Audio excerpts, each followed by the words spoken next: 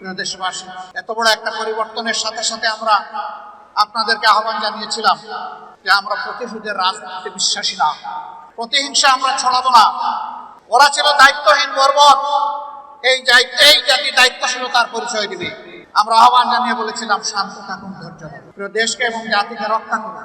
এর আগে ফ্যাসিস্ট আওয়ামী লীগের ফ্যাসিস্ট মন্ত্রী বলেছিলেন আওয়ামী লীগ ক্ষমতা থেকে সরে গেলে 2 দিনের মধ্যে 5 লক্ষ আওয়ামী কর্মীকে হত্যা করা হবে।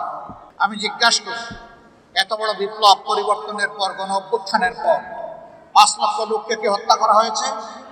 5,000, 500, 50, 5 কিছুই হয়নি। আওয়ামী লীগ দানব হতে পারে, কিন্তু এদেশের মানুষ মানব। এই মানুষের মধ্যে মানবিক মূল্যবোধ আছে, দায়িত্ববোধ আছে। যারা এই দেশকে ভালোবাসে তারা মানুষকে খুন করতে পারে না, যারা দেশকে ভালোবাসে না তারাই খুনি হতে পারে।